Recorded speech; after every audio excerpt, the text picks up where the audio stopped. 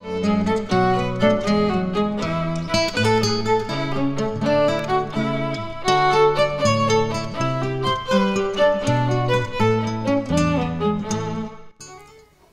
are the winners of the CInemalaya 2012. Drum roll, please! The future of the Philippine classical music is truly assured as we give you these young music artists in a concert with the Philippine Philharmonic Orchestra.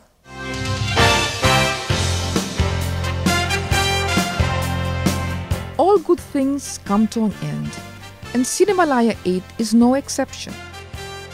After a successful week-long run, the films now face reality as their effort is now about to pay off.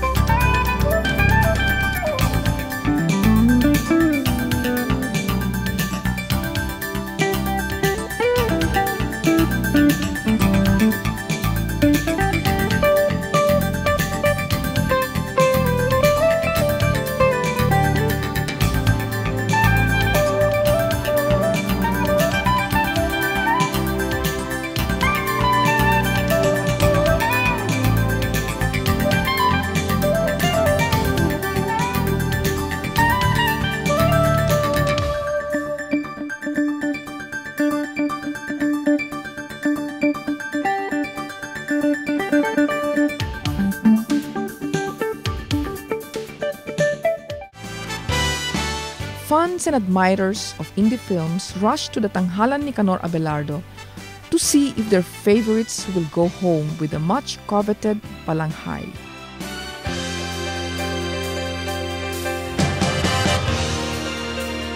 Hosted by Ciara Soto and Jonathan Tadioan, the evening was a pleasure to watch.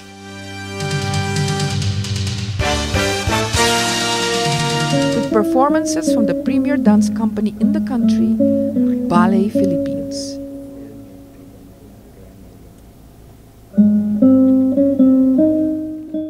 As well as a powerful rendition of the CInemalaya theme song.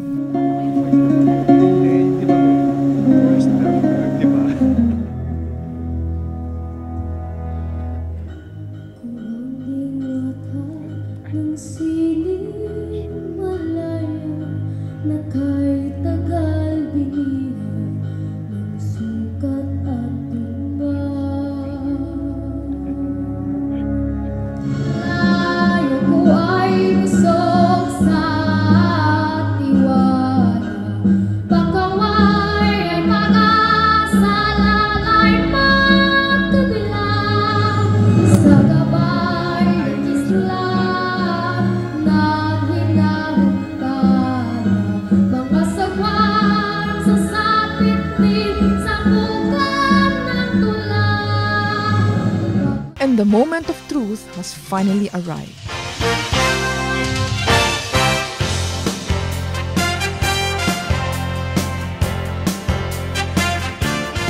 All of the films this year are truly brilliant in their own way. But these stood above the rest. Here are the winners of the short film category.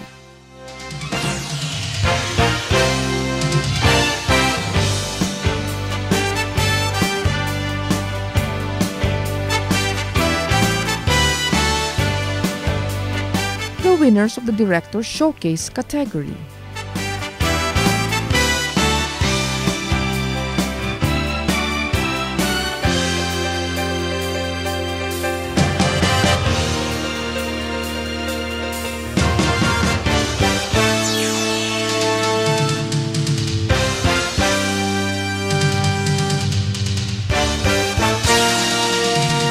And finally, the winners of the New Breed category.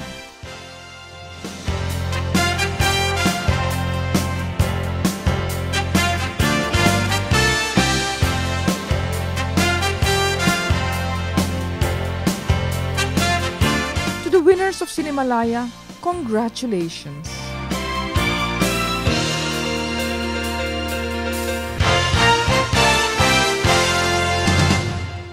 Tutuwa kami, sobrang, lalo na dito sa NetPac Award na hindi namin inasahan. And then aside from the award kasi na-invite na yung Buako sa maraming international film festivals. Kaya masaya-masaya na kami. Yung Audience Award lang tuwang-tuwa na kami. For a long time, I had this fascination talaga for history, no? In fact, yung unang short film ko nga is a silent film, no? Which was 25 minutes long lang, way back in 1982. And then later on, I did historical films, you know. Actually, nakilala nga ako sa una kong mga feature films like Bayani, Sakay, no. So there is really this interest, you know, in looking back and, you know, examining yung roots lagi ng problems natin, ano. Kasi doon natin nakikita talaga yung pinanggagalingan nun eh. So then we will know how to probably tackle it. The films never try to provide answers naman talaga eh. Ganun naman ang power ng film eh. You leave it to the audience really to be progressive about how they absorb it. And so anyway, with Camera Obscura, I continue that tradition. No? So I in a way, parang I went full circle and went back to yung silent film na una kong ginawa.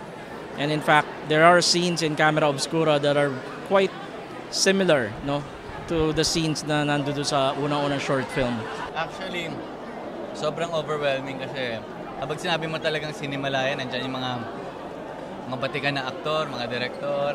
And sobrang thankful ako at nabigyan ng opportunity maging part ng CInemalaya and mapakita ko na yung kaya ko gawin. Ako'y labis na nagagalak and it's a great honor to win my second Best Actor Award from CInemalaya. What is your first time? My very first for CInemalaya as a Best Actor was in 2005 for ICU Bed Number 7, directed by Rica Arevalo. But in the end, the real winner in CInemalaya are not the individuals that joined the festival, but Philippine cinema itself.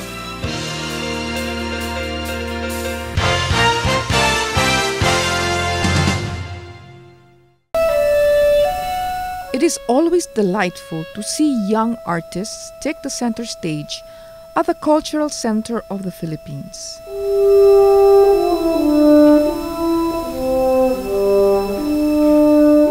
The National Music Competition for Young Artists joined hands with the Philippine Philharmonic Orchestra to present the winners of last year's competition.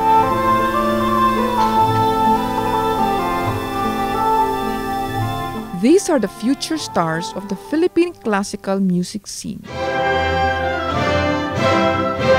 Entitled Classical Champs, the Young Music Idols, the concert showcased the prowess of these young artists.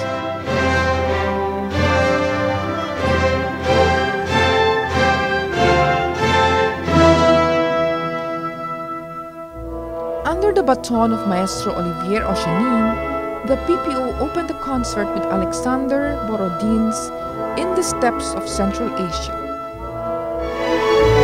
It is one of Borodin's most popular works.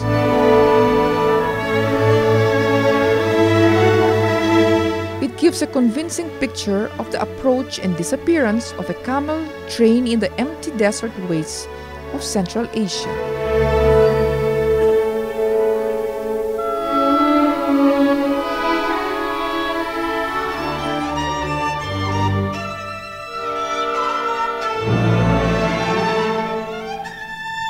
Maria Jeline Oliva joined the PPO on stage for a beautiful rendition of Henryk van Viavsky's Violin Concerto No. 2 in D minor.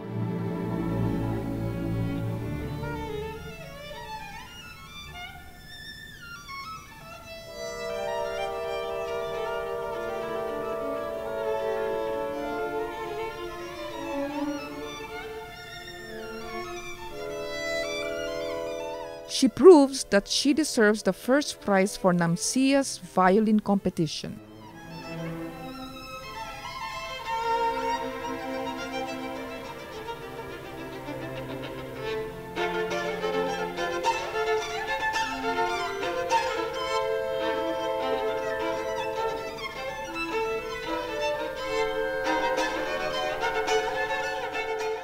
The concerto is considered as the finest of the works of the composer, and it continues to be an essential in any violinist's repertoire.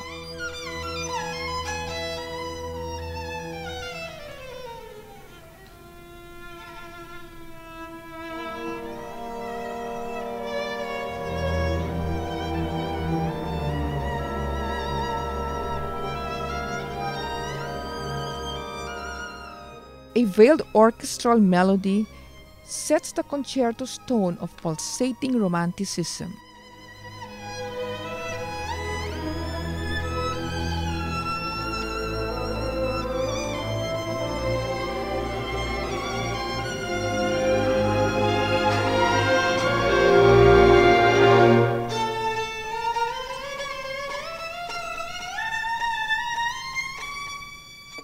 Without a pause, the first movement continues on to the second, which is soulfully romantic.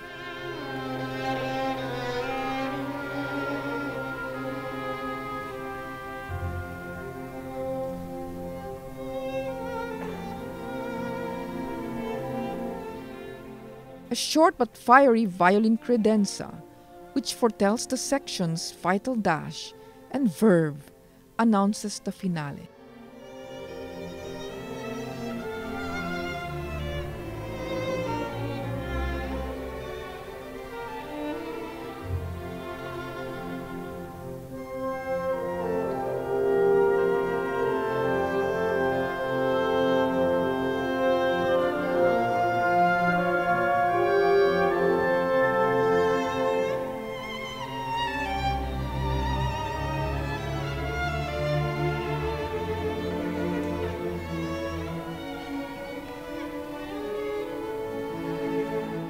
The work combines bravura and melodiousness.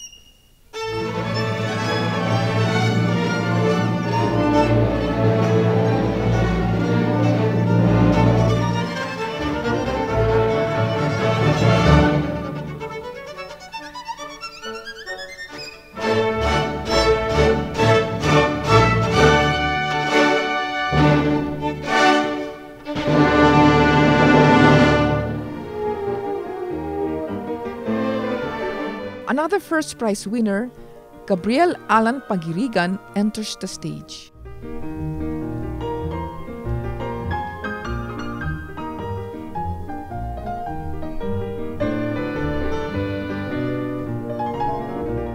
Winning the piano competition in last year's NAMCIA, Gabriel performed Piano Concertos No. 2 in G minor by Camille Saint-Saëns.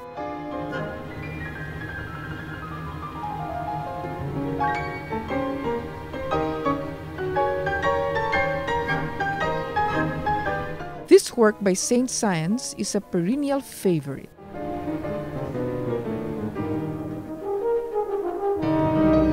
The piano begins the piece with a fantastic improvisational solo.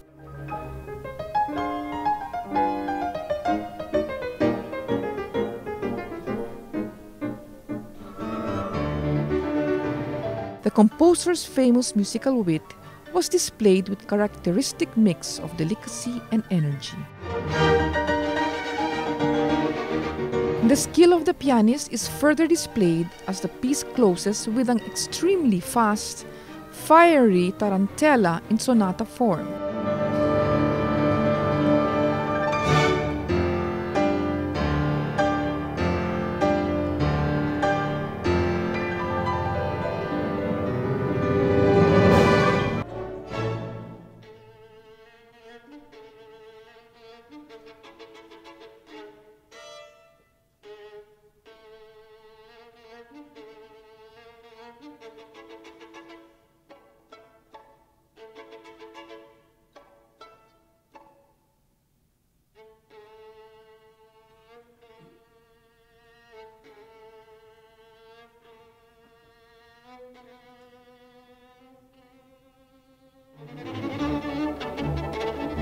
Three times the charm as the third Namsia winner,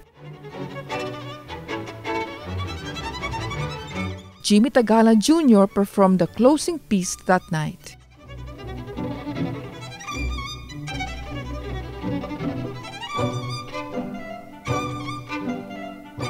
He also won the first prize in the Namsia violin competition.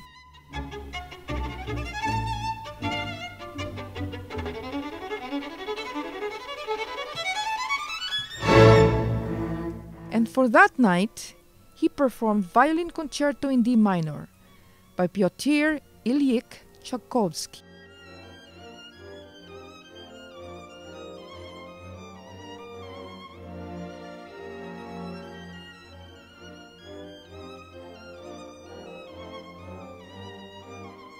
Written in 1878, it is one of the best-loved works in its genre.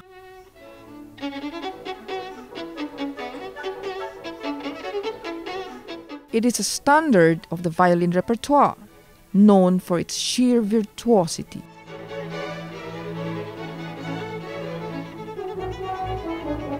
Full of charm and grace, the piece explores the enormous contrast between life and death.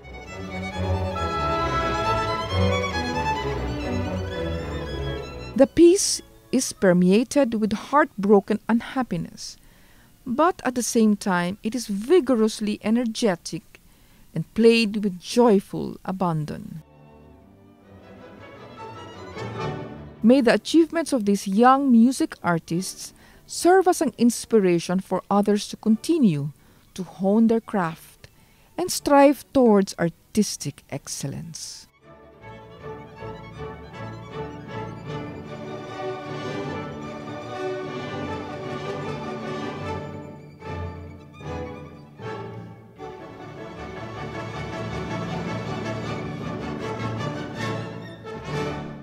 That's all that we've got for tonight.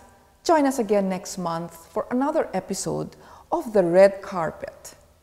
If you have comments, feedback, and suggestions, email us at theredcarpet.net25@gmail.com. You could also be a fan of The Red Carpet, just like our fan page on Facebook. Once again, this is Margie Moran Florendo. Goodbye.